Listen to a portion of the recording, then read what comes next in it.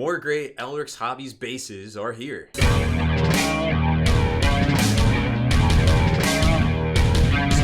Spiky Bits. Welcome back, Hobby Maniacs. I'm Baer from SpikyBits.com, and we are digging in with some new Elrik's Hobbies bases today. So this set of bases that they sent to us is called Fractured Pavement, and it's great if you want to do like some urban conquest or urban kind of city fight feel to your army. And it also has some really great contrasty areas with a dirt color that you can kind of pair with a pavement color, which I really think is great because it's the perfect opportunity to have a really two-tone kind of look to your bases, and paint them all up ahead of time and then put your models on them is generally what we do here. And man, let me tell you what, Kenny from Next Level Painting I think got a hold of some of these. They look great. We painted one up here in the studio. Tim painted one up that I think also looks great. So the sky's kind of the limit when it comes to these bases, and I can see the appeal for a lot of different games out there. So if you haven't heard of Elrik's Hobbies before, it's just elrikshobbies.com. I love these guys. They have a ton of different style bases, resin bases, but maybe more importantly, they have a ton of different styles of sizes. And that's what's important because sizes are getting changed so often in games. Depending on what you're playing, they might, you might have a kit that comes with a size base that's already technically out of stock, which is really unfortunate in this day and age. So you can see they've got 2 pages worth of bases right here. I'm not going to click over to that one because I want to show you the new Fractured Pavement. And we saw it with the change from 25 to 32 in Warhammer 40k, and now we're getting 25s up to 27s and 27. Everything, it just keeps creeping, and they got new releases that come out with new size bases. But what's great about this is boom. Oh, I don't know if I can show you this, but this is a drop down right here, and it doesn't record it. But over on my browser screen right here, there's 20 different styles of base, over 20 actually, and then you can get one option where it's like one of each pack of base, and you save like $40 or something like that. But it's a great option if you just want to try them all out. But here's the deal, like there's 20 different styles, 20 different sizes rather, of bases here, which is kind of incredible when you think about it, because there probably is a base in here no matter what you play for you. Now you can kind of see some of them here, like there's some 25s and there's some 32s going up to 40, going to 50, that might also be 50, I can't tell. Probably some 60s in here, and then you start to get into the ovals, start to get into flying stands, the bigger rounds right here. This is a really cool flying stand base that I'm going to show you here in a second. And then the stuff like the 170s, like the night size bases and things. Like I said, tons of different options here. And here you can see the ones that Kenny painted up, and I think these just look very fantastic. You might have seen him paint those on his stream, but man, they just look great. And this is that two-tone I'm kind of talking about, right? Because you've got that really great looking street kind of thing, and of course you can put in some lines and then sponge it back so it looks like the paint has kind of chipped off. But then you have this really cool opportunity here. No matter what style of figures you're putting on here, you could put maybe like a brown, like a yellow kind of brown type dirt here, or you could do like maybe like more of a tan, more of a shale. Elrik's actually listed a painting guide over on their Facebook, which I thought was really cool looking, and this is more of a kind of a muted and not like a super poppy, contrasty kind of look that we just showed you. But here's a little recipe too to kind of bring it back and get it more into like a kind of like a bleached pavement type deal. So no matter what urban kind of style conflict you might need bases for, these might just be perfect for you. Now, I've already unboxed and kind of taken a look at and picked out some of my favorite bases, designs for this new Fractured Pavement style. Now, they sent me the whole line. They sent me all like 20 plus different bases. I kind of thumbed through them, and they're all great, but I definitely have my favorites right here, and these are the ones I kind of wanted to talk about because not only, are your 32s and your 25s and your 40s pretty primary, like a lot of folks are going to run that no matter what you're doing. If you're in the Warhammer hobby, you're probably going to need bases like this.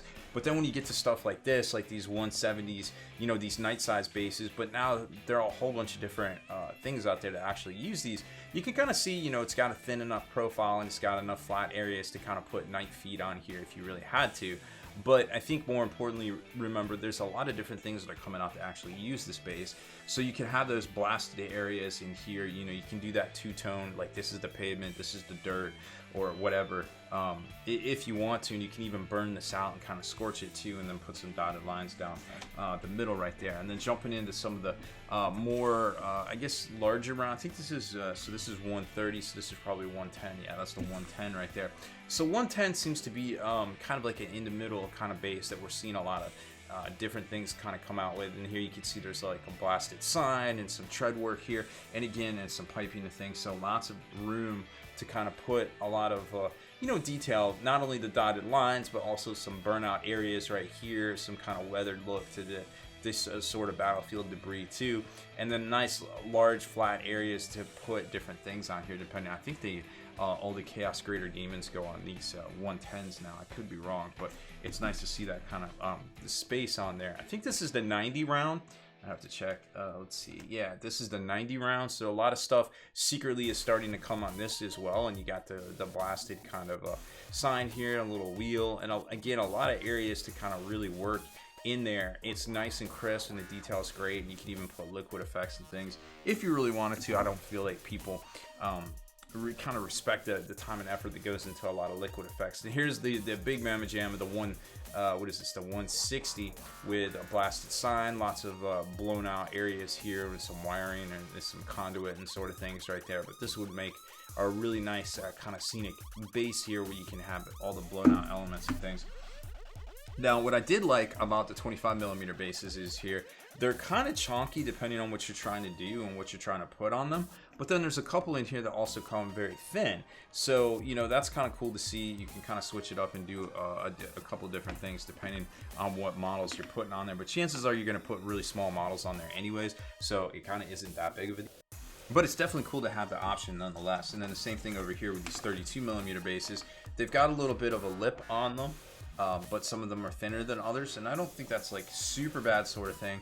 But you know, you've got plenty of room and opportunity here to even do a little bit of burnout work or a little bit more of detail work, kind of depending on what models you're actually putting on there. Now, my personal favorite base, and we've talked about this one before when reviewing their bases, are these flight stand bases. So if you have a flying stand for GW, you can actually put a little bit of blue tack in here, which I don't, oh yeah, I do have handy. I didn't have any fixed in here, but all of my flyers for my guard army are basically these crosshatch resin bases here with a little bit of blue tack in there, because when you put the blue tack in there and you actually stick this in, it's going to stay in there because it's going to have the support from the sides, and it's also going to be blue tack down, and you don't have to worry about jacking up your stand because you put glue in there, and you know, you get all this crazing effects and all that silly stuff, so you don't have to worry about that. And this is probably the thickest base yet for this flying stand, so trust me, when you put a little bit of blue tack in here, this isn't going to go anywhere. So it's probably going to very much support whatever base or whatever flyer,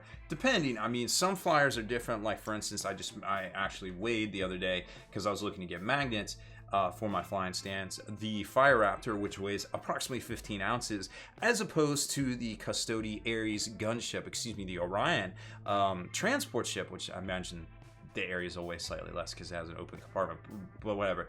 And that was 2 and almost 3 pounds. I want to say it was 2 pounds 9 ounces, give or take. So an incredible difference between two same things that uses cross hatching right here. But to be honest, I would be very confident putting either of those on this, just because the weight and the girth and the support for this. It looks flimsy, but remember, when you put that blue tack in there, it will hold just fine.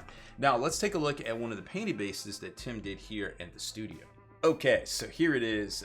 This is a really cool base, and I like how he did the little arrow kind of texture right there with the, you know, this is really cool to do. You can just kind of tape these off, spray it on, and then just do overspray or sponge work and kind of do a whole lot of different things right there. Now, he didn't do that kind of poppy. He just used the same color for everything, so it's like a multi-tiered kind of pavement sort of deal, and then kind of mixed in some of the brown. So kind of did the opposite effect of maybe what Kenny did on his right there, so kind of kept it all the same tone, but I think it's fine. And I mean, you could even lip the bottom of the base here with some black, and it, you know, it would just really kind of highlight a lot of this. He used a little water effects in here, which I think also looks great, but again, I don't feel like people really give all the work that goes into using water effects a lot of respect it deserves, because this is actually a lot of work.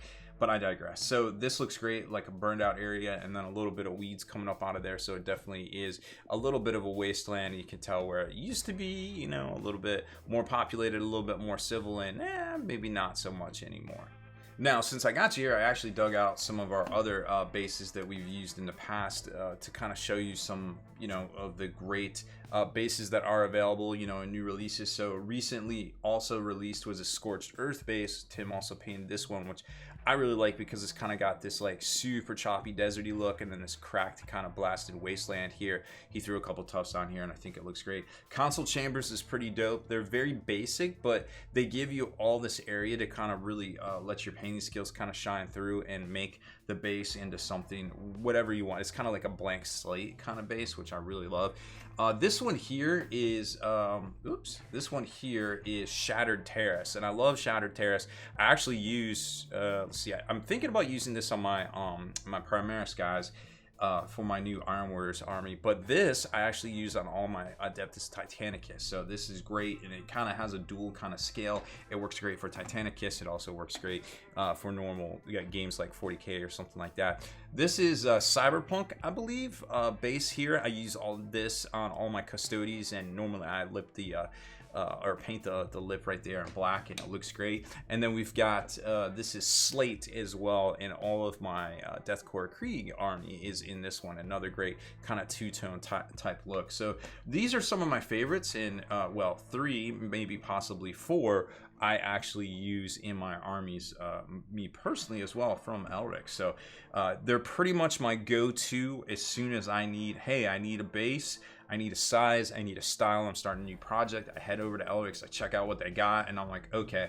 And I either go look somewhere else if I don't see what I like, which doesn't happen as often as I would like to admit, but you know, I most of the time just stay right there, and I'm like, all right, add to cart, add to cart, add to cart, and get me an army's worth of bases and just go to town painting them up. So that is it for this one. I hope you like these painted examples that we have here of some of their different bases. You know, head over to Elrik's Hobbies, check them out. They have a ton of great sizes and varieties as well, and I'm sure you will find something that would work for your army over there right now, as a matter of fact. So thanks a lot for watching this video. Make sure to hit that subscribe button and turn on notifications so you can be the very first to like and comment on all our videos.